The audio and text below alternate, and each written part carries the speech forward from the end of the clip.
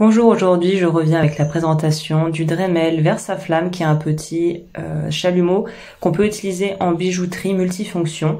Donc voici ce qu'il y a dans le coffret. Nous au final, rien de tout ça nous intéresse. On va commencer par remplir avec du gaz universel pour briquet notre chalumeau.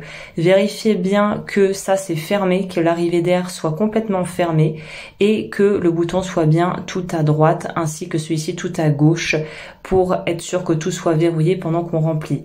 Donc là, on peut prendre ce qu'on trouve dans le commerce, du recharge briquet universel.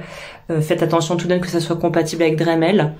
Et à partir de là, on attend quelques secondes et après on peut l'utiliser. Donc il suffit juste d'appuyer sur le bouton bleu, d'activer ça, de le tourner vers la droite, le bouton en bas, pour qu'on n'ait plus à maintenir la pression. On règle la puissance de la flamme avec cette molette très simple d'utilisation. Plus on va à droite, plus c'est fort, plus on va à gauche, plus c'est bas. Là, pour éteindre tout, c'est la molette de gauche que je viens de vous montrer et ça va se remettre automatiquement en place au niveau de la sécurité. Là, je voulais vous montrer concrètement ce que ça donne avec une soudure d'argent. Donc là, c'était comme un gros bébé et le chalumeau a pu faire le job. Alors évidemment, j'ai raccourci. Ça a pris un peu plus de temps que ce que vous voyez à l'image, mais ça a fonctionné.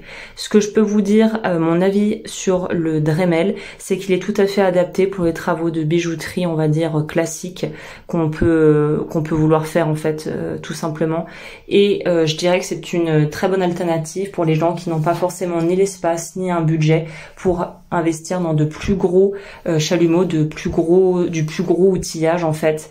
Je dois avouer que la seule chose qui est un peu dure à prendre en main au départ, c'est de pouvoir régler la puissance de la flamme. C'est la seule chose qu'il faut appréhender et un petit peu apprendre à faire. Mais j'ai envie de vous dire que c'est une valeur sûre, que c'est très facile d'utilisation, c'est pratique, c'est léger et pour les petits travaux de soudure, même les plus gros, ça marche très bien.